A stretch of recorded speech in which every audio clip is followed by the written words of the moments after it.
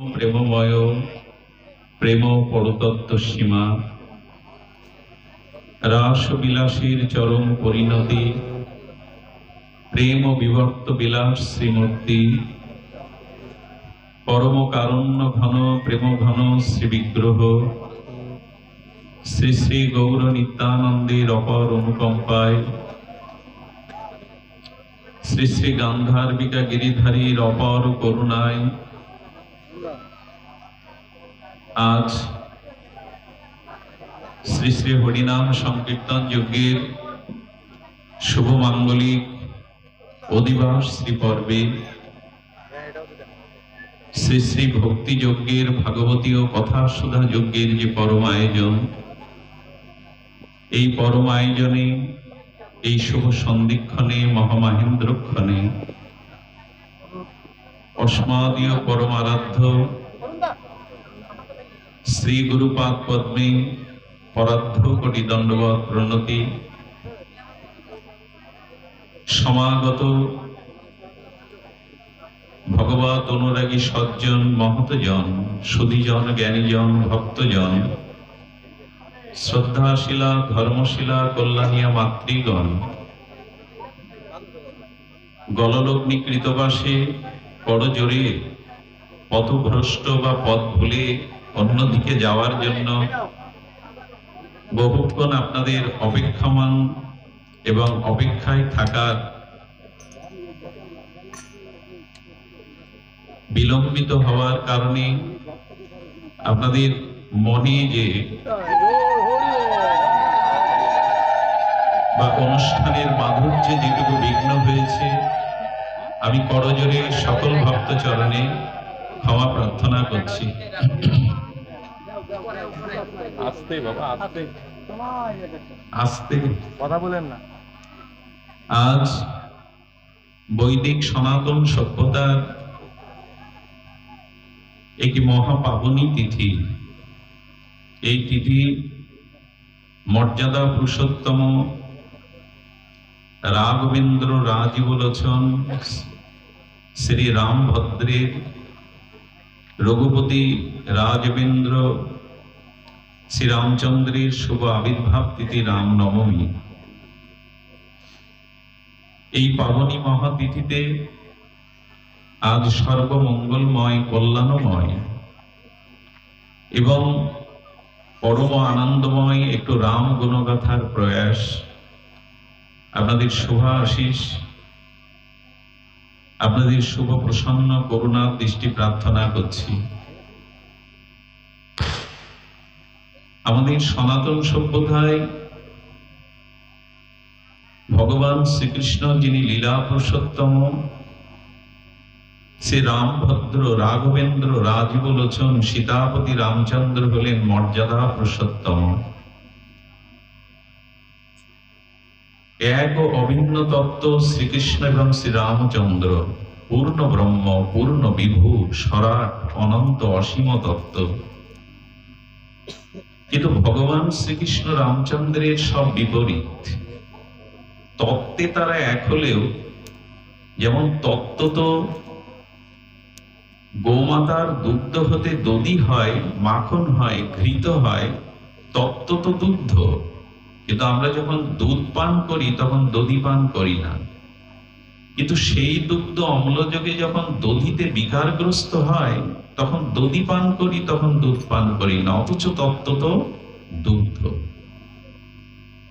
তেমনি ঈশ্বর তত্ত্বে ঈশ্বরতত্ত্বে শ্রী রামচন্দ্র ভগবান শ্রীকৃষ্ণ ভেদ নাই, কিন্তু লীলাতে সেখানে বা তাদের দিব্য চরিতাবলীতে একটা বিপরীত দেখা যায়। যেমন ভগবান শ্রীকৃষ্ণ এসেছিলেন ভাদ্র কৃষ্ণাষ্টমীর গভীর রাত্র দ্বীপ্রহারে, রাম ভগবান এসেছিলেন দিবাভাগের দ্বীপ্রহারে, বিপরীত।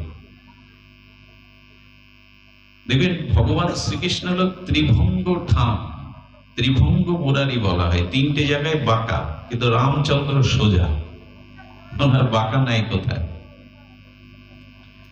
রাম ভগবান চতুরংশে এসেছিলেন, চারি ভ্রাতা রাম লক্ষ্মণ ভরত শত্রুঘ্ন, কিন্তু এর বিপরীত দ্বিগুণ হলেন ভগবান শ্রীকৃষ্ণের, তিনি অষ্টম গর্ভে, মানে 8 ভ্রাতা। ভগবান রঘুপতি রাজই বলেছেনের এক পত্নী ধরো, সীতাকে ছাড়া তিনি কারো গ্রহণ করেননি, কিন্তু ভগবান শ্রীকৃষ্ণ বহু বন্ধ। ভগবান শ্রীকৃষ্ণের লীলা অনুকরণীয় নয়, অনুসরণীয় নয়, মানে স্মরণ করার লীলা, কীর্তন শ্রবণ করার লীলা। কিন্তু রামচন্দ্রের প্রত্যেকটি চরিত্র অনুকরণীয়, অনুসরণীয়। গিরিরাজ গোবর্ধন ধারণ করার অনুকরণ অনুসরণ কেউ যেন করতে না যায়। একটা ইটও তো হাতে রাখতে পারবেন। রাসলীলা সকলের পক্ষে সম্ভব কি? পরম তত্ত্বে না পর্যন্ত পৌঁছানো রাসলীলার অধিকারী কেহ নন। আত্মারাম এবং আত্ম ইন্দ্রিয় জয়ী আত্মতত্ত্বজ্ঞ পুরুষ ব্যতীত বুঝবেই না। কিন্তু রামচন্দ্রের প্রত্যেকটি লীলা মানব সমাজে, ব্যক্তি পরিবারে অনুকরণীয়। এই জন্য রঘুপতি রামচন্দ্র আমাদের আদর্শ, আমাদের মর্যাদার স্থানে আসেন। আজ আমাদের এই সামাজিক অবক্ষয়ের যুগে, মানবতা মনুষ্যত্বের অবক্ষয়ের সময়ে আমরা একটু রঘুপতি রাজ বলেছেন মর্যাদা পুরুষোত্তম রামচন্দ্রের আদর্শটা সামনে আনবো। এদের চরিত্রও বড় বিপরীত। মনে পড়ে তুলসীদাস গোস্বামী লিপিবদ্ধ করেছেন অপূর্ব একটা মানুষ লীলা। এটা তো জড় জগৎ, এটা অনিত্য সংসার, কিন্তু নিত্য স্বরূপ শ্রী গোলক বৃন্দাবনে, সেখানে অযোধ্যাও আছে আর গোকুলও আছে। তো অযোধ্যা এবং গোকুল যেটা নিত্য লোক, চিন্ময়, অনির্বচনীয় শাশ্বত নিত্য ধাম, সেখানে রাঘবেন্দ্র রাজি বলেছেন রামচন্দ্রকে মা কৌশল্যা সেই শৈশব লীলায় তিনি গেছেন গোকুলে। গোকুল গেছেন নন্দ ভবনে। লীলাটি বড় মাধুর্যের, বড় আস্বাদনের।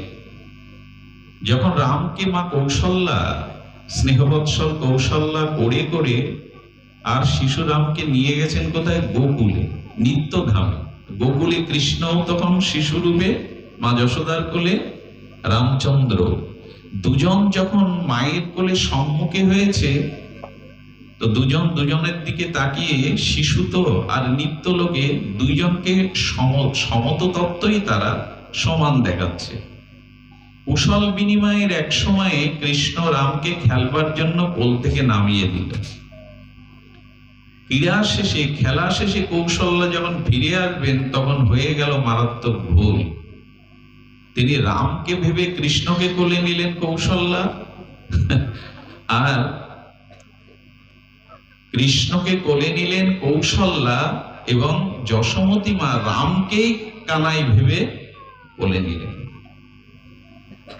পরে যেটা ঘটলো, এই চরিত্রে বোঝা যায় রামচন্দ্র এবং শ্রীকৃষ্ণের চরিত্রে কতখানি এক বিস্তর পার্থক্য রয়ে গেছে।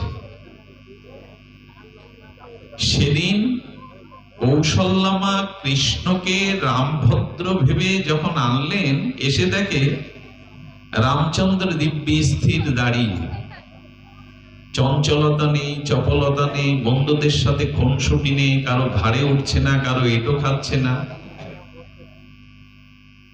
তো যশোদামা দেখছে কৃষ্ণের এরকম স্বভাব নয়, সে ক্রীড়া করে, খেলে, বড় চঞ্চল, চপল, ননিচুরি করে।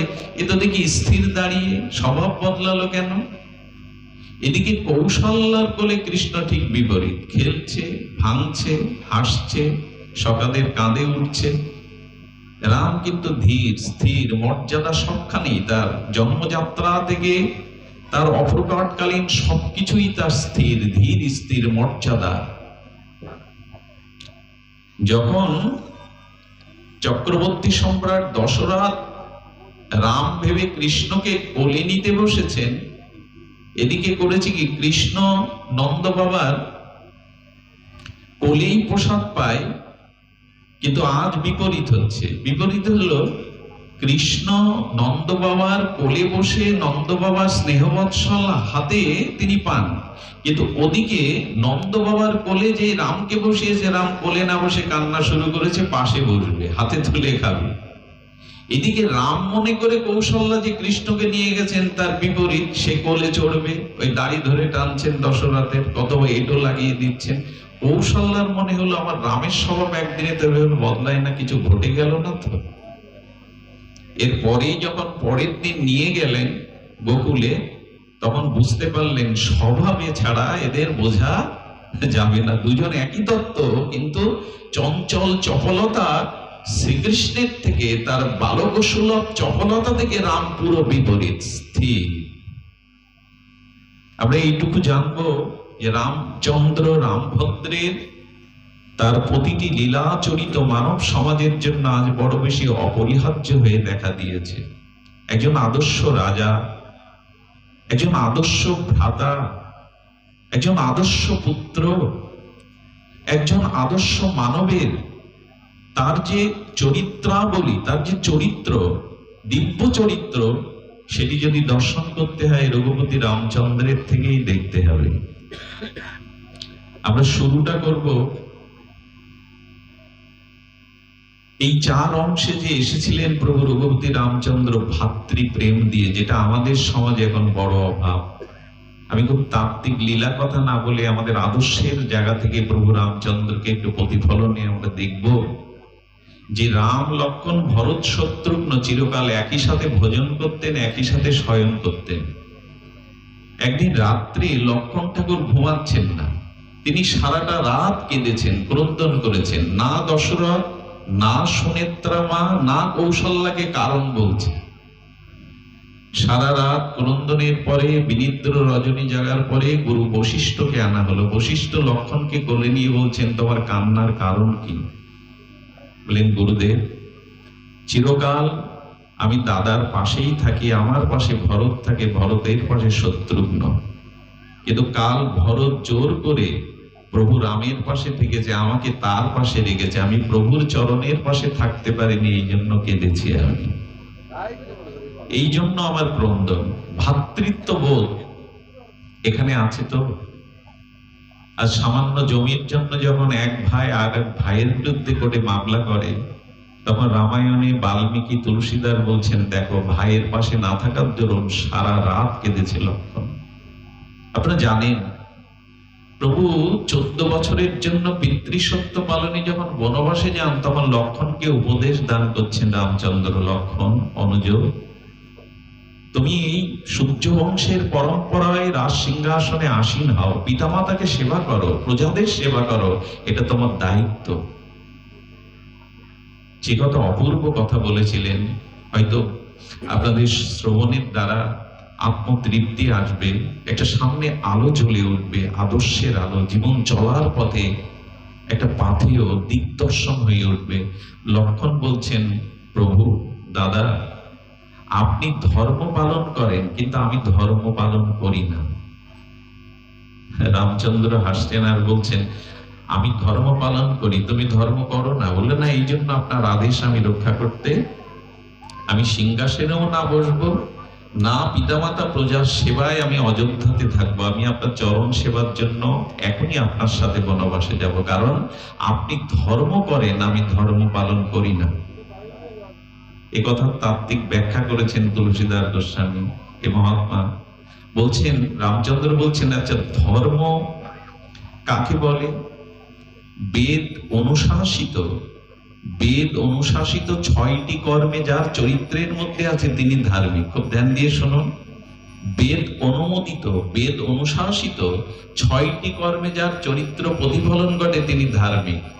বেদ ভগবান বলেছেন, সত্যং বদ ধর্মং চর, যে সত্য বলে আর ধর্মে পথ চলে তিনি ধার্মিক। আর 4টি মন্ত্র বেদে বলেছেন, মাতৃদেব ভব, পিতৃদেব ভব, আচার্য দেব ভব, অতিথি দেব ভব। এই 6টি বেদের মন্ত্র যার চরিত্রে প্রতিফলন ঘটে তিনি ধার্মিক। যিনি সত্য বলেন, যিনি আদর্শের পথে চলেন, যিনি পিতামাতাকে দেবতার ন্যায় সেবা, তাদের আদেশ পালন রক্ষণ করেন, এবং যিনি গুরুবর্গকে সম্মান বা সেবা করেন, আচার্যকে, শ্রেষ্ঠকে, এবং যিনি অতিথিকে সেবা সংস্কার করেন, এই 6টি মন্ত্র যার জীবনে চরিত্রে এসেছে তিনি ধার্মিক। তো বললেন, প্রভু আপনি ধর্ম করছেন মানে এই 6টি আপনি 16 আনা পালন করেন, আপনি সত্য ছাড়া বলেন না, ধর্মের পথে ছাড়া এক পাও আপনি চলেন না, আপনি পিতৃমাতৃ সত্য পালনের জন্য যেখানে রাজ সিংহাসনে আসীন হবেন সেই দিনে আপনি হাসি মুখে বনবাসে যাচ্ছেন, এর থেকে বড় পিতৃমাতৃ ভক্তির দৃষ্টান্ত কোথায় আছে? এবং আপনি আচার্যকে শ্রেষ্ঠ সেবা মনে করেন, অতিথি আপনার দোয়ার থেকে কখনো ফিরে যায় না, এই জন্য আপনি ধর্ম করছেন কিন্তু আমি ধর্ম করি না। লক্ষণকে বলছে তুমি কি করো? বলেন আমি পরম ধর্ম পালন করি, ধর্ম না। রাম ভগবান প্রশ্ন করছেন ধর্ম আর পরম ধর্মের পার্থক্য কি?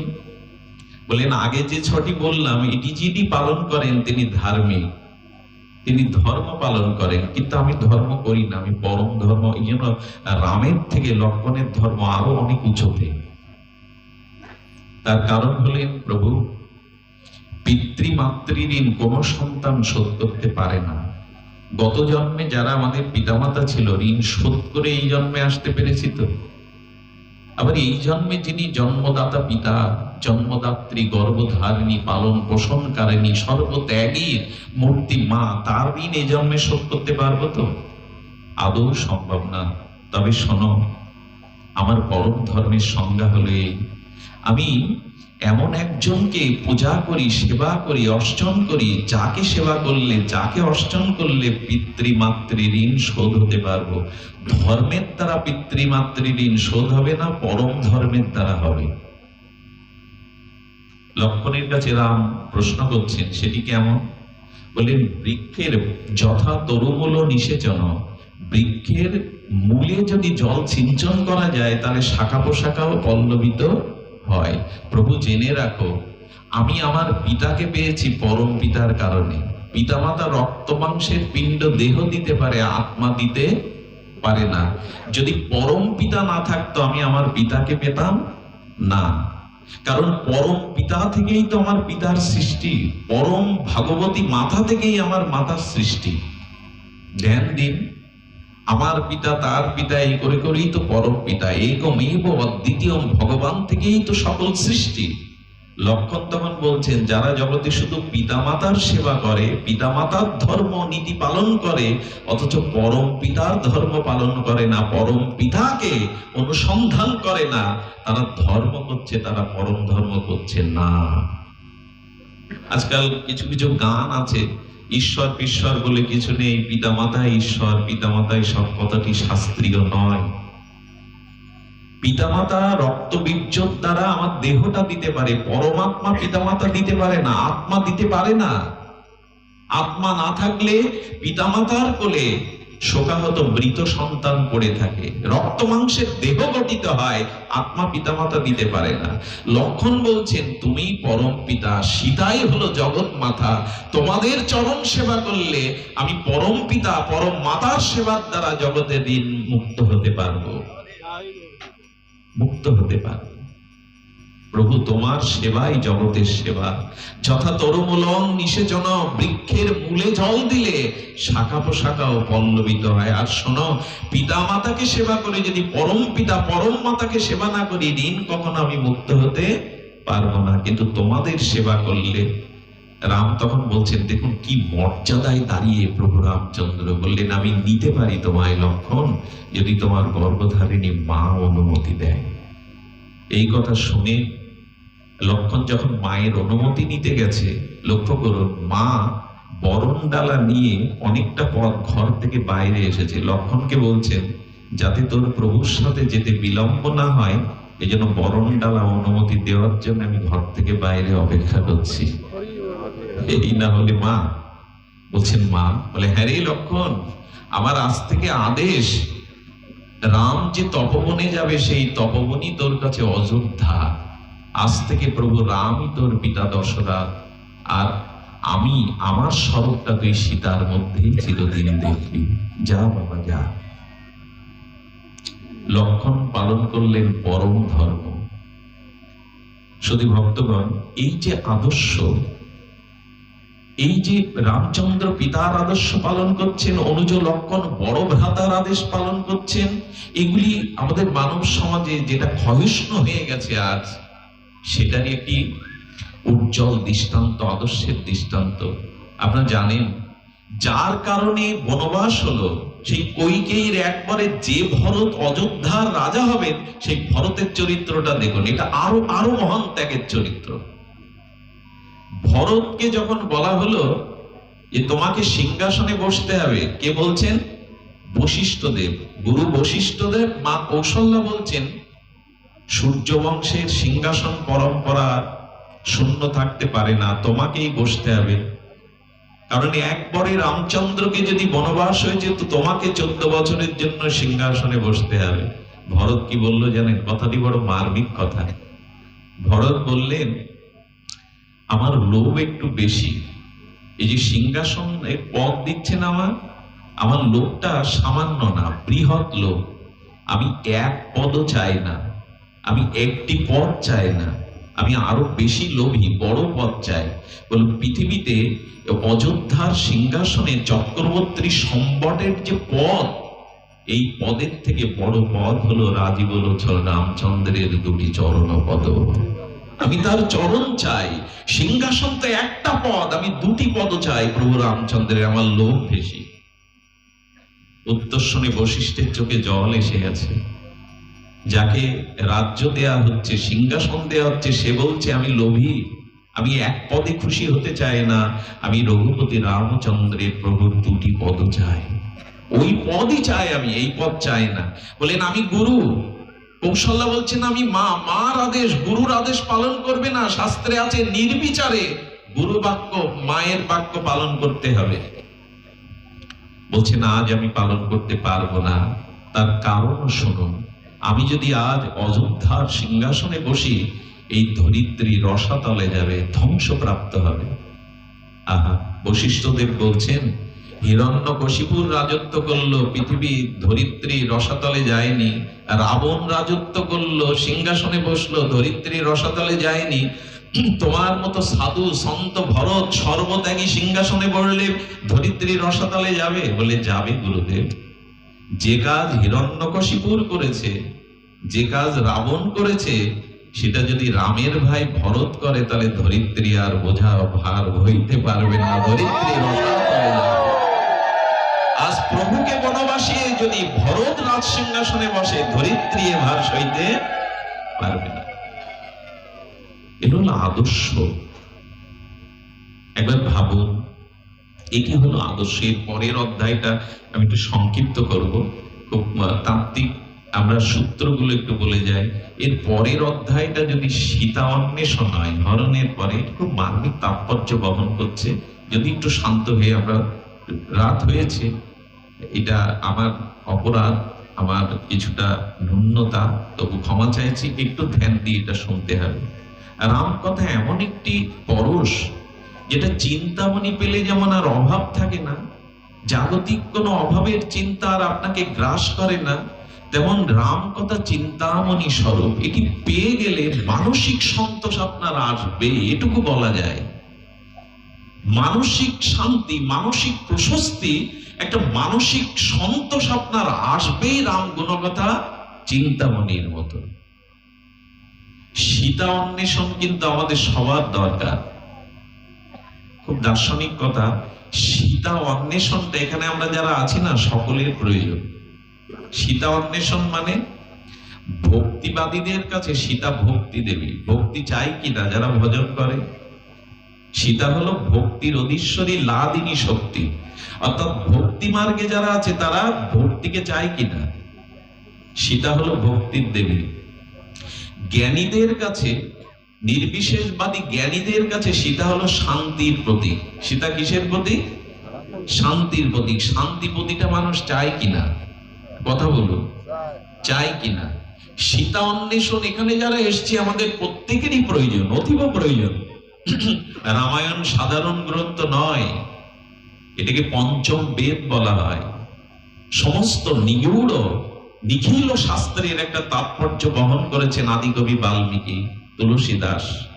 আমরা তো এগুলো অধ্যয়ন, অধ্যাপনা, গবেষণা ছেড়ে দিয়েছি, কিন্তু সাগর থেকে, অতল স্পর্শী সাগর থেকে মণিমুক্তা তুলেছেন আচার্যরা। আর যারা কর্মী, যারা কর্মমার্গী, তাদের কাছে সীতা সুখ স্বরূপ। যারা কর্ম করে না, তারা সবসময় চায় সব কর্মের দ্বারা সে যেন সুখী হয়। তাহলে ভক্তি মার্গের কাছে সীতা হলো ভক্তি, জ্ঞানীদের কাছে সীতা হলো শান্তির প্রতীক, আর কর্মীদের কাছে জগৎ জননী লাদিনী শক্তি সীতা হলেন সুখের প্রতীক। কে না চায় এটা বলতেছে কি? সুখ এবং শান্তি? কে না চায়? একটু লক্ষ্য করুন, তাহলে সীতা অন্বেষণ আমাদের প্রয়োজন কিনা? সীতা অন্বেষণ আমাদের প্রয়োজন কিনা? আসুন আমরা সীতা অন্বেষণই শুরু করি। আচ্ছা, রাবণের একটা কথা মনে পড়লো। রাবণ কাকে হরণ করলো? কাকে হরণ করলো? সীতাকে হরণ করলো। তার মানে রাবণ শান্তিকেই হরণ করলো। সীতা শান্তি। শঙ্করাচার্য বলেছেন জগৎগুরু, সীতাই হলো শান্তি, শান্তি সীতা, সীতাই শান্তি। তা রাবণ যদি শান্তিকে হরণ করে নিজের রাজ্যে নিয়ে যায়, রাবণের শান্তি হলো? তো হয়েছে কি?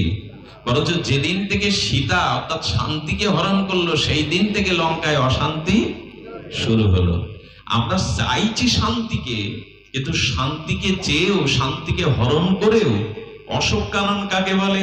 অশোক, যেখানে শোক তা পৌঁছাতে পারে না। রাবণ এরকম একটা কানন তৈরি করেছিল, অশোক কানন, কিন্তু সীতামা সেখানে দুঃখী। এবং যেদিন থেকে শান্তি হরণ হলো, সেদিন থেকে রাবণের জীবনেও শান্তি চলে গেল। এখন এই তত্ত্বের একটি অপূর্ব তত্ত্ব আছে। শান্তি আমরা, আচ্ছা জলে হাত দিলে তো শীতলতা পাবো, পাবো কিনা? কথা বলবেন, পাবো কিনা? অগ্নিতে হাত দিলে তার দাহিকা শক্তির তাপ আমাকে পোড়াবে কিনা? নিশ্চয়ই পোড়াবে। তো শান্তিকে রাবণ নিয়ে গেলে অশান্তি পেল কেন? দার্শনিকরা বললেন শান্তি পাওয়ার পথ আছে, রাবণ সেই পথ অবলম্বন করেনি। শান্তি চাইলেই হবে না, শান্তিকে জোর করে হরণ করলেও পাবে না। শান্তি পাওয়ার একটা প্রকৃষ্ট পথ নির্দেশনা দেওয়া আছে। বোঝা যায় মা? শান্তি তো চাইছি, কিন্তু পাবো কি করে? বলো তার নির্দেশনাটা মানো। কে নির্দেশ দেবে? শাস্ত্র। সেটি কি বলেছেন? শান্তি পাওয়ার পথ ভগবান শ্রীকৃষ্ণের শ্রীমুখ থেকে শুনুন। যে শাস্ত্র বিধিমুখ শ্রীজ যজন্তে শ্রদ্ধানান্বিতা তেষাং নিষ্ঠা তো কৃষ্ণ মহারজতম। আর কি বলেছেন? বলেছেন এই দেখুন, এখানেই বলা হচ্ছে য শাস্ত্র বিধিমোৎসৃজ, য শাস্ত্র বিধিমোৎসৃজ বর্তাতে কাম কারতা। আহা, খুব মার্মিক শ্লোক। কি বলছেন? ন সিদ্ধি বাপন্নতি ন সুখং না পরম গতি। ভগবান কৃষ্ণ বলছেন সুখ ওভাবে পাওয়া যায় না, হরণ করে কেড়ে হবে না। তোমাকে কি মানতে হবে? য শাস্ত্র বিধি মোৎসৃজ। যদি শান্তি পেতে চাও, আগে তোমাকে শাস্ত্র বিধি মানতে হবে। এটা আজ আমরা ভুলে বসেছি। শাস্ত্র সাধারণ কোনো জিনিস নয়।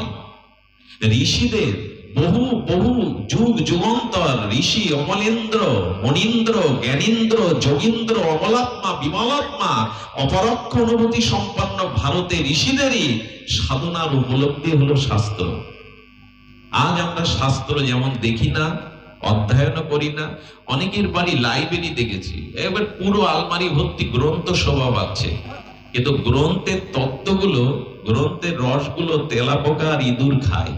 পড়ে পড়ে ওটা অনুসন্ধান বা গবেষণা প্রায়শ হয় না। আমার বাড়ি এসে সভ্য মানুষজন দেখুক যে আমি গ্রন্থ প্রেমিক, কিন্তু না, গ্রন্থ আলমারিতেই থাকে, সেটার অধ্যয়ন হয় না। আচ্ছা, একটা পেপার পড়তে, জাতীয় পেপার, আঞ্চলিক পেপার, কত সময় লাগে একটা মানুষের চায়ের চুমুক দিতে দিতে? তো সে আধা ঘন্টা 20 মিনিট পড়ে। কিন্তু গীতার একটা শ্লোক পড়তে 5 মিনিট সময় লাগে। দেখবেন অধিকাংশ মানুষ পেপার পড়বে, অবশ্যই পেপার পত্রিকা পড়তে হবে, কিন্তু গীতার একটা শ্লোক 5 মিনিট সময় দেওয়ার তার হাতে সময় নেই। শাস্ত্র বিধি না জানলে আপনি শান্তি কোনোদিন পাবেন না। রাবণ শান্তিকে হরণ করলো, অথচ শান্তি পেল না। এই কারণে রাবণ বিধি মানে নি। বিধি মেনেছে? বিধি পরের স্ত্রীকে হরণ করা বিধি কি? বিধি না। অন্যের দিকে দৃষ্টি দেওয়া বিধি, ভোগ দৃষ্টিতে দৃষ্টি দেওয়া বিধি না। এই জন্য বললেন শাস্ত্র বিধি মুৎসৃজ বর্ততে কাম কারতা, যে শাস্ত্র বিধি না মেনে আর কামনা বাসনায় জীবন অতিবাহিত করে, তার সুখ কোথায়, তার শান্তিও কোথায়, তার প্রাপ্তিও কোথায়। এই জন্য লক্ষ্য দিতে হবে অপরোক্ষ অনুভূতি শাস্ত্র কি বলেছে। না মন গড়া কোনো কাল্পনিক শাস্ত্র নাই। আমি বলছিলাম আমাদের বৈদিক সাহিত্য, বৈদিক শাস্ত্র, বিশেষ করে গীতা, ভাগবত, রামায়ণ, মহাভারত, এগুলি যথাযথ রূপে অনুশীলন ছাড়া আমরা শান্তির পথ পাবো না। রাবণ শাস্ত্র বিধি মানেনি। আচ্ছা, এখানে একটা কথা আসে, এই জন্য শান্তিকে আমরা কোনোদিনই পাবো না। ন সুখং না পরম গতি, সুখ নয়, পরকালে গতিও নয়, মানতে হবে শাস্ত্র। সেই শাস্ত্রের প্রথমে বলেছে পরস্ত্রীর দিকে রাবণের এই যে কামময় দৃষ্টি, এই দৃষ্টি রাবণ শান্তি চেয়েও পায়নি। আরো একটা মজার কথা আমি গতদিন বলেছিলাম, রাবণ চেয়েছিল সীতাকে আর শূর্পণখা চেয়েছিল রামকে। ভগবানকে চাওয়া অপরাধ। ভগবানকে আপনি যেভাবেই চান, চাওয়া কি অপরাধ? রাবণ তো চাইলো সীতাকে, ভক্তিকে, শান্তিকে। অপরাধটা কোথায়? বলো অপরাধ এক জায়গায়, সেটি হলো রাবণ ভক্তিকে চেয়েছে ভগবানকে বাদ দিয়ে, রামকে মানেনি। আর শূর্পণখার ভুল হলো সে ভগবানকে চেয়েছে ভক্তিকে বাদ দিয়ে। হবে কি? চাঁদকে বাদ দিয়ে চন্দ্রিমা পাওয়া যাবে? পাওয়া যায় কি? ভগবান চাইছে অথচ ভক্তি নাই, আবার ভক্তি চাইছি কিন্তু ভগবানকে মানছি না, কোনোটাই হবে না। এই জন্য শাস্ত্রের অনুমোদনে, শাস্ত্রের পথেই আমাদের পথ চলতে হবে। ভগবান শাস্ত্রকে, শাস্ত্র হলো নিরপেক্ষ রবাস্মৃতি। শাস্ত্র কারো খাতিরে তৈরি হয়নি, নিরপেক্ষ তত্ত্ব হলো শাস্ত্র। এই জন্য শাস্ত্রের অনুশাসন না মেনে রাবণ শান্তিকে স্বয়ং রাখলেও তার জীবনে শান্তি আসেনি। আচ্ছা, এখানে একটা কথা মনে পড়ে, রাবণ সন্ন্যাসীর বেশে এলো সীতাহরণ করতে, তো জগৎ জননী কি বুঝতে পারেনি? এখানে যদি একটা মনে প্রশ্ন জাগে, যিনি জগৎ জননী, আদ্যাশক্তি, তিনি জানতেন না সামনে দুয়ারে কে দাঁড়িয়ে? তিনি বা গন্ডি কেন পেরোতে গেলেন? অনেকেই সীতামায়ের দোষ নাই, নারীদের বুদ্ধি কম, নারীরা আবেগ তাড়িত। সীতামাকে এরকম দোষ না জেনে শুনে দিবেন না। সীতা যদি গন্ডির বাইরে না আসতো তাহলে রাবণ হরণ করতে পারত না। সীতামা কেন গন্ডির বাইরে এলো? সীতামা কেন এই সিদ্ধান্ত নিল? খবরদার, তত্ত্ব না জেনে এ জাতীয় চরিত্রে কোনো সংশয় আনা উচিত নয়। সীতা জগৎ লক্ষ্মী, সাধারণ নন উনি। উনি লাদিনী ভগবত শক্তি। শ্রীকৃষ্ণের পাশে যেমন রাধা ঠাকুরানী, রামচন্দ্রের পাশে সীতা ঠাকুরানী। সীতা সাধারণ নন, তিনি জানতেন সামনে রাবণ দাঁড়িয়ে। যদি বলেন জানতেন তো লঙ্ঘন করলেন কেন? লঙ্ঘন করার জন্য দায়ী মা সীতাকে দেওয়া যাবে না। শুনুন তাহলে, এই গণ্ডিটাই হলো শাস্ত্রের গণ্ডি, এই গণ্ডিটাই হলো শাস্ত্রের গণ্ডি। এবং শাস্ত্রের গণ্ডি না মানলে কি ফল হয় মা সীতা যেমন দেখালেন, বা সীতার বক্তব্যটা দেখুন। সীতামা বলছে, দেখো আমি জানি রাবণ, আমি জানি আমাকে এই যে এরিয়া থেকে বাইরে গেলে বিপদ আসবে, তবে আমি ধর্মের চিন্তা করে পাটা বাইরে বাড়িয়েছি। সীতামা কি বলছেন? আমি ধর্ম রক্ষার্থে, ধর্মের চিন্তা করে আমি গণ্ডির বাইরে গেছি। তার কারণ গৃহীদের ধর্ম কি? দুয়ারে যদি কেউ আসে হাত পাততে, গৃহীদের ধর্ম কি? তাকে কিছু না দেওয়া, ফিরিয়ে দেওয়া। অতিথি যদি দুয়ারে আসে, কেউ যদি হাত পাতে, গৃহীদের ধর্ম কি? ওখানে তো তপবনে মা সীতা কুঠির নির্মাণ করেই আছেন, প্রভুকে নিয়ে আছেন না, গারস্থে আছেন। সন্ন্যাসী তো নন রামচন্দ্র, তিনি গারস্থেই আছেন। মা সীতা বলছেন সামনে বিপদ জেনে যারা ধর্ম ত্যাগ করে তারা প্রকৃত ধর্মের তত্ত্ব। কি অপূর্ব দৃষ্টান্ত দেখুন। সীতামা জানেন, জগৎ লক্ষ্মী জানেন, সর্বাজ্ঞা সীতা জানেন যে বিপদ হতে পারে এর বাইরে গেলে, কিন্তু তিনি প্রশ্ন তুলেছেন সমাজের কাছে বিপদকে সামনে রেখে যারা ধর্ম ত্যাগ করে তারা প্রকৃত ধার্মিক নন। যার ভিতরে ধর্ম আছে, আদর্শ আছে, যার ভিতরে মর্যাদা আছে, সে কখনো নিজের বিপদের আশঙ্কায় ধর্ম ত্যাগ করতে পারে না। জীবন দেবে তবু সে ধর্ম ত্যাগ করবে না। আমার মনে পড়ে ওই যে আলিমুদ্দি খার কি একটা যাত্রা ছিল না ছোটবেলায়, সিরাজ কি জানো, ওইখানে বলা হচ্ছে নবমুসলিম সেই আলিমুদ্দিন খার কাছে নিয়ে বলছেন ইনি নবমুসলিম, ওনাকে রাজা উদয় নারায়ণের রাজ্য দিয়ে দিন। তখনই মুর্শিদ গুলিকা বলেছিল, বিয়াদব, যে ধর্ম রক্ষার জন্য তোমার পিতা তোমার বৌদি বিষ খেয়ে আত্মহত্যা করলো, স্বেচ্ছায় লোভে তুমি সেই ধর্ম ত্যাগ করলে। মুর্শিদ গুলিকার বলছেন কেউ যদি মুসলিম হয় হিন্দু থেকে, এটা তো মুসলমানের মুনাফা। উনি বলছেন মুনাফা নয়, লোকসান। যে নিজের ধর্মকে শ্রদ্ধা করতে পারে না, যে নিজের ধর্মের সাথে বেঈমানি করে, সে অন্যের ধর্মে গেলে এটাই করবে। তোমার মতো হিন্দু যদি দলে দলে মুসলিম হয়, মুসলিম ধর্মই কলুষিত হবে। যারা বিপদকে সামনে রেখে ধর্মকে পরিত্যাগ করে, আদৌ তারা ধর্ম তত্ত্ব জানে না। সীতামা সাধারণ নয়, সীতা জানতেন বিপদ হলেও আমি ধর্ম ত্যাগ করতে পারবো না, তাই সীতামা এগিয়ে গেলেন। এবার সীতাকে প্রশ্ন করুন তো, মা তোমার হাত ধরে হরণ হচ্ছে, ধর্ম পালন করতে গিয়ে তুমি নিজেকে রক্ষা করতে পারছো না, এটা বা তোমার কেমন প্রজ্ঞা?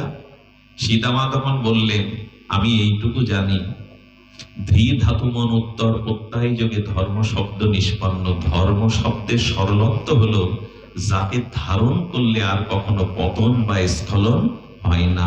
ধর্ম ধারায়তি ইতি ধর্ম, যে ধর্মকে ধরে রাখে, ধর্ম তাকে ধরে রাখে। কোটি রাবণেরও সাধ্য নেই আমার কোনো ক্ষতি করার, কারণ যে ধর্মকে ধরে, ধর্ম তাকে ধরে রাখে। এর সব থেকে প্রমাণ দেখবেন, মাছের ধর্ম কি? জলে বাস করা তো নাকি? জল ছাড়া মাছ বাঁচবে? মিন বাঁচবে?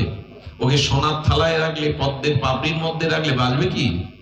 জলের ধর্ম, এই মাছের ধর্ম, মিনের ধর্ম জলের আশ্রয়ে থাকা। আর এই জন্য দেখবেন পাহাড়ি নদীতে, প্রবল স্রোতস্বিনী নদীতে যখন প্লাবন আছে, জলোচ্ছ্বাস আসে, তখন হাতি ভেসে যায়, মাঝি ভেসে যায়, কত ব্যক্তি কাঠের গুঁড়ি ভেসে যায়, কিন্তু মাছগুলো উজানে উল্টো দিকে সাঁতার কাটতে কাটতে যায়। এর বা ব্যাখ্যা কি? একই স্রোতে মাঝি ভেসে যাচ্ছে, বড় বড় বৃক্ষের গুড়ি ভেসে যাচ্ছে, হাতিও স্রোতে ভেসে যাচ্ছে, মাছগুলো উজানে উল্টো দিকে আনন্দে সাঁতার কেটে যায়। কেন যায়? এই কারণে মাছ বলছে আমার ধর্ম জলকে আশ্রয় করে থাকা, আর জলের ধর্ম সবাইকে ভাসালেও আমাকে বুকের মধ্যে টেনে রাখা। जो जाको सरल लिए सोरात ताको लाज, उल्टा चले मसली चले बही যায় গজরাজ। হাতি ভেসে যায় কিন্তু জল মাছগুলোকে উজানে নিজের কাছে টেনে রাখে, কারণ জলের ধর্মই হলো, মাছের ধর্মই হলো জলকে আশ্রয় করা। সীতামা বলছেন ভয় নাই, ধর্মকে আমি রক্ষা করেছি, তাই ধর্ম আমাকে রক্ষা করবে। সীতামায়ের এটা ভুল নয়। বিপদের আশঙ্কা জেনে দয়া করে কেউ ধর্মচ্যুত হবেন না, ধর্ম ত্যাগ করবেন না, কারণ ধর্মই ধরে রাখে। ধর্ম শব্দের অর্থ মানে শুধু পোশাকে আশাকে নয়, ধর্ম মানে যাকে ধারণ করলে আর কখনো নৈতিক পতন বা স্খলন হয় না, তারই নাম ধর্ম। এই জন্য আজকের যে দিন আমরা অনেকটা ভুলে যাই। আজকে রামচন্দ্রের আবির্ভাব তিথি, সনাতন বৈদিক সভ্যতায় এর থেকে বড় দিন আর কি আছে? এর থেকে বড় মানব সভ্যতার ইতিহাসে এমন চরিত্র আসেনি, আসবেও না রঘুপতি রামের মতো। এত বড় চরিত্র, এত বড় আদর্শ, পৃথিবীর প্রত্যেকটি ধর্মমত রামচন্দ্রকে স্বীকার করেছে।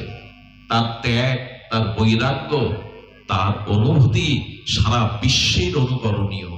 এটা গর্ব করে বলবার এটাই সময়, এটা আমাদের গর্ব। রঘুপতি রামচন্দ্রকে আমরা পেয়েছি। তো দেখুন, সীতামা আজ অশোক কাননে বন্দী, কিন্তু সীতার অন্বেষণের জন্য আমাদের প্রথমে যেটা দরকার সেটি হলো কি? এটা অপূর্ব কথা। সীতা অন্বেষণ প্রভু পারেন না, একটু খেয়াল করবেন। সীতা অন্বেষণ স্বয়ং ভগবান পারেন না সীতা অন্বেষণ করতে, সর্বজ্ঞ ভগবান। তিনি 4 মাস বনে বনে সুগ্রীবের সহায়তা চাচ্ছেন কেন? হনুমানের সহায়তা চাচ্ছেন কেন? ভগবানের কি অসম্ভব কিছু আছে? সর্বশক্তিমান তত্ত্ব, তিনি উদ্ধার করতে পারেন না? এবং এখানে দেখুন, নারীদের প্রতি, স্ত্রী জাতির প্রতি রামচন্দ্রের কি শ্রদ্ধা। সীতা হারিয়ে রাম কাঁদছেন, বনের হরিণগুলোকে, বৃক্ষগুলোকে কাতর হয়ে জিজ্ঞাসা করছেন, বলতে পারো আমার সীতা কোন পথে গেছে? প্রভুর চোখে জল। এটা মা পার্বতী থেকে বিশ্বাস করেনি যে বউ হারিয়ে ভগবান কাঁদে। রামচন্দ্র মানবীয় চরিত্র দেখাচ্ছেন, নারী ভোগের বস্তু নয়। নারীর প্রতি শ্রদ্ধাশীলতা, স্ত্রীর প্রতি শ্রদ্ধাটা, আজ স্ত্রী হারিয়ে রাম কাঁদছেন, বনের হরিণকে, বৃক্ষকে জিজ্ঞাসা করছেন, বলতে পারো সীতা কোন পথে? একটি পুরুষের জীবনে সব থেকে বড় সম্পদ হলো তার গুণবতী স্ত্রী। আর সেই স্ত্রীকে যারা শুধু ভোগ্য দৃষ্টিতে দেখে, আদর্শ পতি সে কখনো হতে পারে, আদর্শ সন্তানের পিতাও সে হতে পারবে না। স্ত্রী জাতির প্রতি শ্রদ্ধাটা রাম ভগবান। লক্ষণ বলছেন, আপনি চক্রবর্তী সম্রাট, অযোধ্যার নৃপতি, আপনি দশরথের তনায়, ওইরকম হাজার সীতা পাওয়া যাবে, দাদা আপনি সীতা হারিয়ে কাঁদছেন কেন? লক্ষণের মুখে করপল্লব দিয়ে আচ্ছাদন করে বললেন, এ কথা কখনো বলবে না লক্ষণ, শোনো, সীতা রোগশয্যায় আমার কাছে ভগ্নীর মতো, সেবাতে সীতা আমার কাছে মায়ের মতো, কোন সংকটে পড়লো সীতা আমার বুদ্ধিদীপ্ত মন্ত্রীর মতো, সীতা শয়নে আমার শয়ন সঙ্গিনী, আহারে সে মা, রোগশয্যায় আমার শিয়রে সে ভগ্নী। রামচন্দ্র এমনি করে সীতার মহিমা বলতে বলতে বলছেন, লক্ষণ, সীতাকে যদি উদ্ধার না করতে পারি, রাম কখনো বনবাস থেকে আর অযোধ্যায় ফিরে। এত বড় যুদ্ধ করলেন একটা স্ত্রীর জন্য, কত সম্মান নারী জাতিকে দিয়ে গেছেন প্রভু রামচন্দ্র। ঘরে ঘরে যে নারীরা চোখের জল ফেলে, পুরুষ তারা অত্যাচারিত হয়, সে গৃহে দেবতার অভিশাপ আসে। এই আদর্শগুলো প্রভু রামচন্দ্র ফুটিয়ে তুলেছেন। আচ্ছা, এখানে প্রশ্ন হলো, স্বয়ং সর্বশক্তিমান তত্ত্ব ভগবান থাকতেও তিনি কেন সুগ্রীবের কাছে যাচ্ছেন, শবরীর কাছে জিজ্ঞাসা করছেন সীতা কোন পথে? জানেন না উনি? এটা মানবীয় লীলা, এটা মনুষ্য জগতের নরলীলা। উনি যদি আচরণ না করেন আমরা শিখবো না। শেষে কি হলো কেন জানেন? সুগ্রীবকে, কিষ্কিন্ধার বানরদেরকে, এদেরকে রাম সাথে নিচ্ছেন কেন জানেন? সেটি হলো, ভগবান যখন আসেন তখন অযোগ্যকে তিনি যোগ্যতা দান করতে আসেন। যদি সুগ্রীব প্রভুর সাথে, প্রভুর মিত্রতা না হতো, হনুমানের সাথে মিত্রতা না হতো, আজ সুগ্রীবের মহিমা, হনুমানের মহিমা জগতে কীর্তিত হতো না। অযোগ্যকে যোগ্যতা দানের জন্যই মহাপুরুষরা আসেন। নিজের পদ প্রতিষ্ঠা, ইতিহাস রচনার জন্য নয়, নিজে মান সম্মান বড়মালা নেওয়ার জন্য নয়। অযোগ্যকে যারা যোগ্য করতে পারে, অবহেলিত নিষ্পেষিতকে যারা সামনে আনতে পারে, এরাই মহাপুরুষ। যারা অন্যদেরকে মূল্যায়ন করে। কিষ্কিন্ধাকে, আচ্ছা সুগ্রীব তো সর্বহারা, বালি তাকে ক্ষমতার জোরে স্ত্রী কেড়ে নিয়েছেন, পদ কেড়ে নিয়েছেন, সিংহাসন কেড়ে নিয়েছেন। আচ্ছা, রামচন্দ্রের উচিত ছিল না সুগ্রীবের থেকে যার শক্তি বেশি, বালির সাথে মিত্রতা করা? একটু কথা বলবেন, কথাগুলো এত তাত্ত্বিক কথা, যদিও আপনাদের অনেকের তীব্র গরম আছে, দীর্ঘক্ষণ অপেক্ষা আছে, তবু একটু অনুরোধ করব, শক্তির বিচারে সুগ্রীবের থেকে বালির ক্ষমতা আরো বেশি ছিল। রামচন্দ্র তাকে বধ করে সুগ্রীবকে মিত্রতা করলেন কেন? বললেন এই কারণে, নিষ্পেষিত বঞ্চিত মানুষের পাশে আদর্শমান মানুষ দাঁড়ায়। কারণ বালি অন্যায়ের দ্বারা ভাতৃবধূকে জোর করে নিয়েছিলেন, রাজ্যকে জোর করে নিয়েছিলেন। এখানে একটা তাত্ত্বিক কথা একটু জানায়, সবই তো তত্ত্বময়, দর্শনময়। এখানে বালি হলো কর্মের প্রতীক। কি বললাম? আপনারা বিজ্ঞজন, এখানে অনেক বিজ্ঞ মহাত্মারা আছেন, তবু দুবার কথা বলা উচিত নাই, তবু যাতে হৃদয়ে কথাটা স্পর্শ করে। বালি হলেন কর্মের প্রতীক, আর সুগ্রীব হলো জীবের প্রতীক। জীব একটা জায়গায় অসহায়, কর্ম ফলের কাছে। আবার বলি কথাটি, আমরা জীব, আর এখানে বালি হলো কর্মের প্রতীক। আমরা পূর্ব জন্মে বা এই জন্মে যে কর্ম করেছি, সেই কর্মের ফলের কাছে, প্রারব্ধের কাছে আমরা প্রায় অসহায়। কর্মের উপরে আমরা পেরে উঠি না। এই জন্য যেদিন রাজা হবেন রাম, তাকেও বনবাসে যেতে হয়। আচ্ছা, ভগবানের পিতা দশরথ তিনি রামচন্দ্রের রাজ্যাভিষেকের দিনটা কার কাছ থেকে নির্ণয় করেছিলেন? বশিষ্ঠ দেবের কাছে। বশিষ্ঠ দেব ত্রিকালজ্ঞ ঋষি, তার তিথি নির্বাচন কি ভুল হলো বাবা? বশিষ্ঠ দেব শুভ দিনের নির্ঘণ্ট করে দিলেন যে এই দিনেই রামকে অভিষেক করতে হবে, ভুল ছিল কি? কিন্তু কর্মফল এত প্রবল যে অনেক শুভ দিন, অনেক জ্যোতিষশাস্ত্র কর্মফলের কাছে পেরে ওঠে না, কর্ম প্রবল। তো এখানে বালি হলো কর্মের প্রতীক, সুগ্রীব হলো জীবের প্রতীক। মাঝে মাঝে কর্মের কাছে আমরা পরাজিত হয়ে যাই, কর্মের উপরে পেরে উঠি না। তাই যারা বঞ্চিত হয়েছেন, কর্মফল থেকে মুক্ত পাচ্ছেন না, সেই জীবরূপ সুগ্রীবকে নির্দেশ দিচ্ছেন, তুমি ভগবানের সাথে সম্বন্ধ করো যদি কর্মফলকে এড়িয়ে নিজের গৌরব কথা, নিজের কল্যাণ করতে চাও। কর্মফল একমাত্র নিয়ন্তা, স্বয়ং নিয়ন্তা ভগবানের হাতে। তুমি যদি ভগবানের সাথে সম্বন্ধ করতে পারো, নিজেকে সমর্পণ করতে পারো, তখনই কর্মফল থেকে তুমি মুক্তি পাবে। এর একটা দৃষ্টান্তও আছে। দৃষ্টান্তটা কেমন জানেন? আমাদের বাংলাদেশের সংসদে এই নিয়মটা আছে কিনা জানি না, কিন্তু ভারতবর্ষে ওদের যে লোকসভার যারা সদস্য হয়, যদি কেউ আসামি হয়, কারোর নামে কেস থাকে, তবে সংসদের মধ্যে কাউকে অ্যারেস্ট করা নিয়ম নেই। তার মানে রাষ্ট্রপতি যেখানে আছেন ওইখানে ঢুকে কোনো পুলিশ প্রশাসন কাউকে অ্যারেস্ট করতে বাইরে আসলে পারবে। কথাটার আমার অর্থ এরকম মনে হয়, ভগবানের চরণে যারা আছেন, জগৎপতির চরণে, কর্মফল তাকে অ্যারেস্ট করতে পারবে না, কর্মফল তাকে বন্দী করতে পারবে না, যিনি ভগবানের চরণে আছেন। আপনারা লক্ষ্য করেছেন সুগ্রীব পরাজিত, বালির সাথে পাচ্ছেন না, তার বলে পাচ্ছেন না, হরণ হয়েছে। আমাদেরও কর্মের দ্বারা সব হরণ হয়। এখানে বলছেন কর্ম জয় করতে গেলে কর্মের নিয়ন্তা ভগবানের সাথে সখ্যতা গড়ে তুলো, ভগবানের চরণ আশ্রয় করো। সুগ্রীব যেই করলো। আচ্ছা, অনেকেই প্রশ্ন তোলেন, বালিকে যখন বধ করলো রামচন্দ্র পেছন থেকে, তখন বালির একটা প্রশ্নের উত্তর দিতে গিয়ে রামচন্দ্র অনেক সময় নীরব ছিলেন। ভগবান বালি বলছেন, প্রভু তুমি ভগবান, আমি একটা হরিণকে শিকার করতে গেলে, জন্তু জানোয়ারকে শিকার করতে গেলে মানুষ সম্মুখ সমরে শিকার করে, আমাকে তুমি পেছন থেকেই মারলে, এটা তোমার ভগবানত্ব, এটা তোমার আদর্শ। রামচন্দ্র অনেক সময় নীরব ছিলেন। নীরব থাকার পরে বলছেন, প্রভু তোমার এটা ধর্ম তো সিদ্ধান্ত হয়নি, আমি তো কিষ্কিন্ধার বানর, পশুদের কি ধর্মবুদ্ধি থাকে? বললেন, ও তোমাকে মারাতে ধর্মবুদ্ধি আসছে এখন, কিন্তু যখন তুমি স্ত্রী হরণ করেছো, লোকের সম্পদ কেড়ে নিয়েছো, তখন তোমার ধর্মবুদ্ধি ছিল না। তবে শোনো বালি, যিনি ধর্ম পালন করেন না, ধর্মের দোহাই বা উপদেশ দেওয়ার অধিকার তার নেই। এটা কর্মের রথের চাকা কুরুক্ষেত্রে যেদিন মাটিতে দেবে যায়, রথের চাকাটা মাটিতে পুঁতে গেছে, তখন কর্ণ অর্জুনকে বলছেন, অর্জুন নিরস্ত্র কারো প্রতি বাণ বর্ষণ করা, অস্ত্র প্রয়োগ করা যোদ্ধার ধর্ম নয়। অর্জুন গান্ডীব ত্যাগ করলেন, কর্ণ তুলতে রাজি হলেন। শ্রীকৃষ্ণ তখন বলছেন, সরে দাঁড়াও অর্জুন, আমাকে সামনে যেতে দাও। বললেন, এই মুহূর্তে কর্ণকে বধ করো। বললেন, কেশব সখা, নিরস্ত্রকে অস্ত্র মারা তো ধর্মের লক্ষণ নয়। ধর্ম তুমি কি জানো অর্জুন? আমি যেটা আদেশ করছি সেটাই ধর্ম। কর্ণবান থেকে বলে উঠছে, বা কৃষ্ণ বা, এই তুমি ভগবান, এই তোমার আদর্শ, নিরস্ত্রকে অস্ত্র দিয়ে মারতে বলছো? এবং ধর্মের নীতি দেখুন, ভগবান শিক্ষা দিচ্ছেন, অহিংসা সবসময় ধর্মের নীতি না, হিংসারও প্রয়োজনের কথা বলা আছে। অহিংসা বা হিংসা, যেখানে যেটা প্রয়োগ করবার সেখানে বলা আছে। ওখানে কি বলছেন?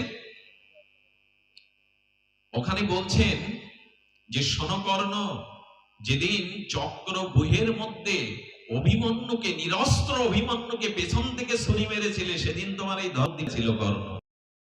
ধর্ম করছি। তবে শোনো বালি, তুমি যদি চাও আমি তোমার জীবন আবার ফিরিয়ে দিতে পারি, আমি তোমার জীবন আবার ফিরিয়ে দিতে পারি। ধর্ম রক্ষার দায়িত্ব আমার উপরে, অসুর বিনাশের দায়িত্ব আমার উপরে, তুমি যদি চাও ফিরিয়ে দিতে পারি। বালি তখন বুঝলেন ভগবানের উপদেশ পেয়ে না, ভুলটা আমারই। হাত জোর করে বললেন, প্রভু এরকম মৃত্যু তো ঋষিদেরও হয় না, যোগীদেরও হয় না। আমার মৃত্যুর সময় স্বয়ং ভগবান আমার সামনে দাঁড়িয়ে, আমি গঙ্গা তীরে দাঁড়িয়ে, এর থেকে মরণ কার সার্থক হতে পারে প্রভু? তাই আপনাকে দর্শন করতে করতে এই গঙ্গা তীরে আমি স্মরণ করতে করতেই দেহত্যাগ করতে চাই।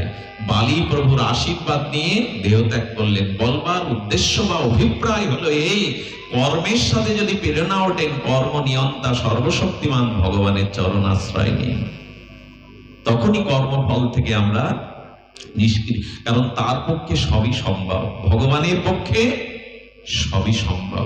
ঠাকুর রামকৃষ্ণ বলতেন, ঈশ্বরের শরণ নিলে, ঈশ্বরে আত্মসমর্পণ নিলে কর্মফল ভুগতে হয়, তবে যেখানে এক মনের আঘাত লাগার কথা সেখানে এক সেরের আঘাত লাগে। ঠাকুর তো বালক সুলভ ভঙ্গিতে কথা বলতেন, খুব মজা করে বলতেন। উনি বলতেন, যেখানে পা কেটে বাদ যাওয়ার কথা সেখানে একটা আঙুল কাটে। কর্মফল হয়তো আসে, কিন্তু সেটা তাকে প্রভাবিত করতে পারে না। তাই আসুন, রাত হয়েছে, আমরা আজ এই প্রভুর আবির্ভাবের দিনে এটা পালন করা আমাদের অনেকেরই উচিত। আজকের দিনে গৌরীয় বৈষ্ণবরা উপবাস থেকে মধ্যাহ্নে অভিষেক করে আজ রাজীব লোচনের এই অভিষেক, আজকের আবির্ভাব তিথি পালন করছে। আমাদের জীবনে আদর্শ একান্ত প্রয়োজন। সবশেষে ছোট একটা কথা বলেই পাঠ বিশ্রাম, সময় নেওয়ার অধিকার নেই, অধিকার তো আগেই হারিয়ে ফেলেছি বিলম্বিত হওয়ার কারণে। সেটি হলো, সীতামা কাঁদছে। খুব ধ্যান দিয়ে শুনতে হবে, এটা আমার বিশ্রাম কথা। সীতামা কাঁদছে কোথায়? বন্দিনী হয়ে অশোক কাননে। সংকেত দিচ্ছে সীতামা, আমরাও সংসারের কামনা বাসনা এই কাননে বন্দী হয়ে আছি। আমরাও প্রভু ছাড়া, আমরাও প্রভু চরণ ছাড়া স্মৃতিহারা। এই জন্য সীতামা অশোক কাননেও শোক পাচ্ছেন, যেখানে শোক থাকা কথা না। সংসারটা গড়েছি কি দুঃখ, শোক, চোখের জল পাওয়ার জন্য? গড়েছিলাম তো সুখের জন্য। সুখী হতে পারলাম কই? সুখটা তো আর কেনা বস্তু না যে পকেটে টাকা নিয়ে সুখ বাজারে কেনা যাবে। সুখটা পাচ্ছি কই? সীতামা দেখছেন না, প্রভুর চরণ ছাড়া যারা হয় তাদের আর সুখ কোথায়? আমি তপবনে ভালোই ছিলাম প্রভুর চরণে, কিন্তু যেই প্রভুর চরণ ছাড়া হলাম, সেই আমি অশোক কাননে থাকলেও এখানে সুখ নাই। সীতামা সংকেত দিচ্ছেন, ভগবানের চরণ ছাড়া হয়ে দূরে সরে যেও না, সুখ পাবে না। আজ পর্যন্ত কেউ পায়ও নি। ভগবানের চরণ পাক পদ্মেই থাকো, দূরে যেও না। সীতামা বলছেন, অশোক কাননে আমি কষ্ট পাচ্ছি, চেরিগণ প্রহার করছে, কত কুকথা তাকে শুনতে হচ্ছে। আপনারা জানেন, এই দুঃখের সময়ে, চোখের জলের সময়ে আজ হনুমান সীতা অন্বেষণে গিয়ে সেই অশোক বৃক্ষের উপরে বসে মা দুর্দশা দেখছেন, জগৎ জননীর চোখের জল দেখছেন। হনুমান, আচ্ছা, প্রভু রামচন্দ্র সেতু পার হয়ে গেলেন, হনুমান পার হলো কি করে? প্রভু বলেছিলেন, শোনো তবে, আমার নাম আমার থেকে আরো মহিমান্বিত বেশি। রামচন্দ্রের বনবাস কয় বছর হয়েছিল? 14 বছর। নামের বনবাস হয়তো, নামের বনবাস দিতে পারবেন? নামের বনবাস হয় না। এক রামের পাদপস্যে অহল্যা মানবী হয়ে গেল, কিন্তু আজ রাম নামের দ্বারা আমার মতো কোটি জড়প্রাপ্ত অহল্যা উদ্ধার হয়ে যাচ্ছে। এই জন্য প্রভুর থেকে প্রভুর নামের মহিমা আরো বেশি। ভগবানকে পান আর না পান, ভগবানের নামকে জড়িয়ে ধরুন। ভগবান পাওয়ার থেকে তার নাম পাওয়াটা আরো মহিমা। নামের মধ্যে ভগবানের সর্বশক্তি অর্পণ করেছেন শুধু নয়, নামের থেকে নামের মহিমা অনেক বেশি। তার কারণ কি জানে? রাম নিজেই সেতু বন্ধের সময় পাথর ফেলছিলেন, বারবার পাথর ফেলছেন, আমি কেন বসে থাকবো? কিন্তু রামচন্দ্রের হাতে যত পাথর সাগরে যায় সব ডুবে ভেসে যায়। নল নীল বলছেন, প্রভু নিয়মটা হচ্ছে না তোমার। ইটের উপরে আর একটা ইট দিতে গেলে মাঝখানে সিমেন্ট ও মশলা দিতে হয়, নাহলে ইট দাঁড়ায় না। তুমি পাথর ফেলছো, কিন্তু তোমার নিয়মটা ঠিক হচ্ছে না, আমাদের হাতে দাও। রামচন্দ্রের হাত থেকে নল নীল পাথর নিয়ে ওতে রাম নাম লিখে দিলেন, বলে প্রভু এবার ফেলো। যেই নাম লিখে দিলেন, সিমেন্ট দিয়ে দিলেন, পাথর ভাসতে শুরু করলো। প্রভু দেখালেন, আমার হাতের পাথর ভাসে না, কিন্তু আমার নাম অঙ্কিত থাকলে তাকে কেউ ডোবাতে পারে না। আমার নাম যার মুখে আছে তাকে কেউ ডোবাতে পারে না। এই জন্য নাম আশ্রয় করুন।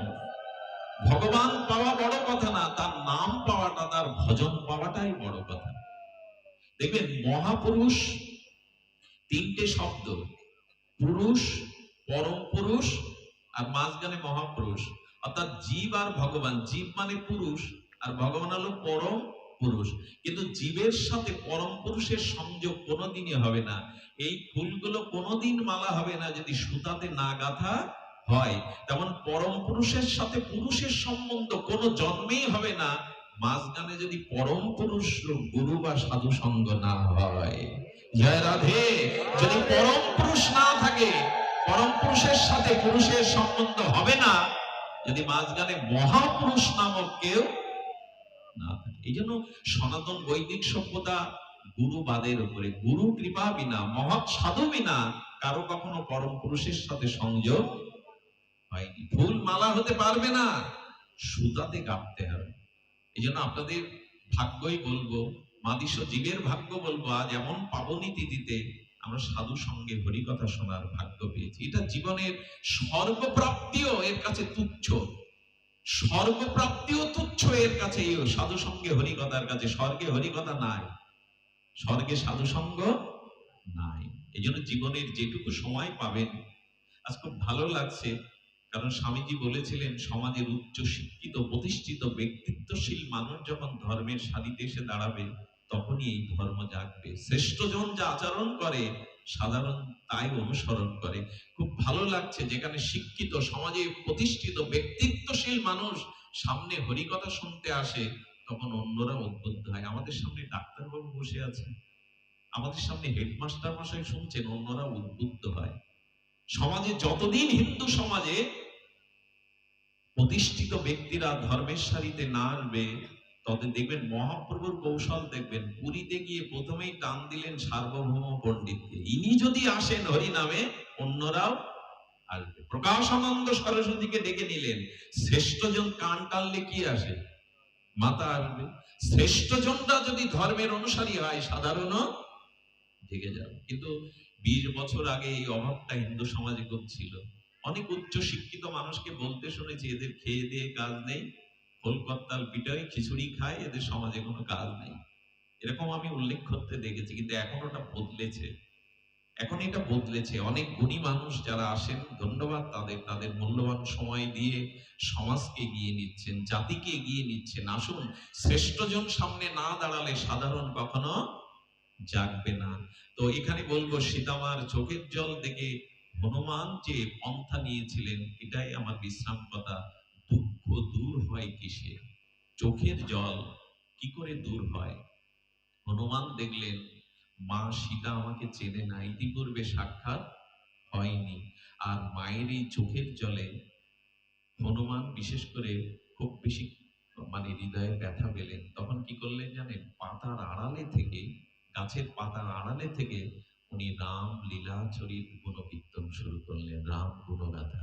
যেই রাম কথা লীলা কথা শুনেছেন সীতামা চোখের জল মুছে উৎকর্ণ হয়ে রাম গুণগাথা শুনছেন। আর শুনতে শুনতে সীতামা হৃদয়ে বহুদিন পরে এক পরম প্রসন্নতা দেখা দিয়েছে। চোখের জল মুছে ফেলে সীতামা হরি কথা, রামচরিত কথা সুধা আস্বাদন করতে করতে, এটাকে সুধা বলে, হরি কথাকে, ভাগবত কথাকে সুধা বলে, অমৃত বলে। এটি পান করার সাথে সাথে সীতামা যখন পরম আনন্দ পেলেন, কতদিন পরে ভগবানের গুণগাথা, সঙ্গে সঙ্গে হনুমানজি জগতে প্রমাণ করলেন দুঃখ দূর করবার একটাই উপায়, বিষণ্ণতা দূর করবার একটাই উপায়, সাধুমুখে ভগবান গুণকীর্তন শ্রবণ করো, সাধুমুখে হরি কথা শ্রবণ করো। গীতায় ভগবান বলেছেন মচ্চিত্ত মদ্গতা প্রাণা বোধয়ন্ত পরস্পরাম কথায় অন্তশ্চ মাং নিত্যং দুঃসন্তি চ রমন্তি চা। গীতাকার ভগবান বলেছেন নিত্য আমার কথা পরস্পরে মিলিত হয়ে শ্রবণ করো, তোমার আত্মার রমণ হবে, তুমি শান্তি পাবে। দেখুন এই গরমের দিনেও আমরা যারা এখানে বসেছি এই মুহূর্তে আমাদের একটা মানসিক শান্তি বিরাজ করছে, এটা আমার অনুভূতি। একটা মানসিক শান্তি আমাদের হৃদয় বিরাজ করছে। আমি তো সাধারণ নর্দমার কীট, না জানি লেখাপড়া, না শাস্ত্র জ্ঞান, না আছে ভজন, এরকম একটা নর্দমার কীটের মুখে হরি কথা যদি এই পরিবেশ হয়, যারা মহাত্মা, যারা অনুভববেদ্য সাধক, তাদের সঙ্গ করলে, তাদের মুখে হরি কথা শুনলে আপনি অপার্থিব চিন্ময় আনন্দ পাবেন, হৃদয়ে পরম শান্তির পরশ বুলিয়ে যাবে। এই জন্য জীবনে যতটা সময় পান হরি কথা শুনুন সাধু সঙ্গে। সীতামা বলছেন, কে গো, কে গো আমায় আমার প্রভুর কথা শোনালে, লীলার কথা শোনালে? হনুমান তখন লাফ দিয়ে সামনে এসে বলছেন, মা, আমি তোমাকে রাম কথা শোনালাম। আচ্ছা, এটা কি উচিত হলো ভক্তিকে নিচে রেখে ভাগবত বক্তা উপরে রেখে কথা বললেন? এখানেও তুলসীদাসের দৃষ্টি গেছে। তুলসীদাস হনুমান দিয়ে বলাচ্ছে, ভক্তি চিরকালই, যারা ভক্তির আশ্রয় নেয়, ভক্তি চিরকালই ভক্তিমানকে উপরে রাখে। ভক্তি চিরকাল, যাদের ভক্তি আছে, ভক্তি তাদের সর্বদা উপরেই রাখে। আচ্ছা, হনুমান পাতার আড়ালে বসে হরিকথা বললেন কেন? খুব সংকেত আছে। যারা এই ব্যাসাসনে বসে আমরা হরিকথা বলি, তাদের উদ্দেশ্যে বলছি, যারা হরিনাম হরিকথা বলেন, হনুমান দেখালেন ভগবত কথা, হরিকথা, ভাগবত প্রচার করতে গিয়ে নিজেকে আড়ালে রাখো। নিজেকে প্রচার করতে যেও না, ভগবানের বাণীকেই প্রচার করো। আমরা অনেকেই আছি ভগবানের কথা প্রচার করতে গিয়ে নিজেকেই প্রতিষ্ঠা করে বসি, নিজেই প্রচার করে বসি। হনুমান বললেন, যার গুণকীর্তন করছো তাকে সামনে রাখো, নিজেকে আড়ালে রাখো না। আমার দ্বারা কিছু হওয়া সম্ভব নয়। কোন পাঠক যেন মনে না করে আমি হরি কথা বলি। ন মেধায়া না বহু না শ্রুতেন, এটা একমাত্র কৃপার দ্বারা হয়, সদ্গুরুদেবের করুণার দ্বারাই। কোন পাঠক যেন এই অনুভূতি না আসে যে আমি ভাগবত বলছি। হনুমান বললেন, যার কথা, যার লীলা তাকে সামনে, নিজেকে আড়াল করো। সীতামা তখন হনুমানকে বলছেন, হনুমান, তোমরা যারা আমাকে উদ্ধার করতে এসছে প্রভুর সাথে, তোমরা সবাই এরকম ছোট ছোট নাকি? তোমরা রাবণের হাত থেকে আমায় উদ্ধার করবে? তখন হনুমান যে কথা বলেছিল, খুব মার্মিক কথা, হৃদয় ছুঁয়ে যাওয়া কথা, বললেন, মা, আমি ছোট না, যদি অনুমতি দাও আমার স্বরূপটা আমি তোমাকে দেখাই। সঙ্গে সঙ্গে সীতামা আদেশ দিলে, পাহাড় প্রমাণ, আকাশ প্রমাণ হনুমান, বিশাল ভগবান শঙ্করেরই অবতার হনুমান। তিনি যখন রূপ দেখালেন, তখন বলছেন, হনুমান, এত বিশাল রূপ, তবে তুমি ছোট হয়ে গেলে কেন? কেন ছোট হয়ে এলে? আমার তো বিশ্বাসই হচ্ছিল না যে তোমার ভিতরে বানররা এসে আমাকে উদ্ধার করবে রাবণের হাত থেকে, কিন্তু এখন তোমাকে দেখে মনে হচ্ছে আমার উদ্ধার সম্ভব। হনুমান, তুমি ছোট রূপ হয়ে গেলে কেন? যে দুটো কথা বলেছিল, চোখে জল এসে যাওয়ার মতো। হনুমান বলেছিল, মায়ের কাছে সন্তান চিরকাল ছোটই থাকে। মায়ের কাছে কোনো সন্তান কোনোদিন বড় হয় না। আর দেখো মা, ভক্তির কাছে ছোট হয়ে যেতে হয়। তুমি তো ভক্তির দেবী, ভক্তির কাছে কখনো বড় হয়ে যেতে নেই, ছোট হয়ে যেতে হয় ভক্তির কাছে। আসুন আমরা এই আদর্শটা পালন করি। যেটুকু আমরা শ্রবণ করলাম রামচরিত মানুষ, আমাদের মানস পটে, আমাদের চিত্তে যেন এই আদর্শের কণামাত্র যদি স্পর্শ করে, তবে আজকের এই তিথি, আজকের এই পাবনী তিথি, আজকের এই হরিকথা সার্থক হবে। আমি আবারও বিলম্বের কারণে সভাসদগণের কাছে ক্ষমা প্রার্থনা করে, এই যজ্ঞের সফলতা কামনা করে এখানে পাঠ সমাপ্ত করছি। আর যারা মিডিয়ার লোক এসেছেন এখানে, আমি একটু হাত জোড় করে একটা অনুরোধ আপনাদের করি। আমি এইবার পাঠে কখনো এই মিডিয়া প্রচারের জন্য কাউকে কাউকে কখনো আমি এভাবে বলি না, কি সাথে রোগও রাখি না, কিন্তু ইদানিং কালে আমি একটু কষ্ট পাচ্ছি। একটা পূর্ণাঙ্গ পাঠকে খন্ড খন্ড করে যিনি যিনি মিডিয়ার লোক আসছেন, তিনি এমন একটা হেডিং দিচ্ছেন ওখানে, যে হেডিংটা বিতর্কিত, এবং তা নিয়ে অনেক কমেন্টের সমালোচনা আছে। আমরা আপনাদের দুয়ারে এসেছি হরিকথা শোনার জন্য। আমি নিজে ব্যক্তিগত কোনো পারিশ্রমের নিয়ে হরিকথা আজ 30 বছর বলিনি। আমার বাবার নিষেধ ছিল এটা। এই জন্য আমার যারা মিডিয়া কর্মী আছেন, তারা যখন কোনো বিষয়বস্তুর নাম দিবেন, যদি একটু আলাপ করে নেন, একটু চিন্তা করে নেন, নাহলে আজকাল এই মিডিয়া জগৎটা যতটা প্রচার হচ্ছে, তার বিপরীতে আবার বৈপরীত্য দেখা দিচ্ছে। এই জন্য কোনো কোনো খুব চমকদার, খুব চটকদার কোনো নাম না দিয়ে পাঠের বিষয়বস্তুর উপরে নাম দেবেন, এটা হাত জোর করে আপনাদের কাছে অনুরোধ থাকলো। জয় হোক, আপনাদের মঙ্গল হোক এই অনুষ্ঠানে।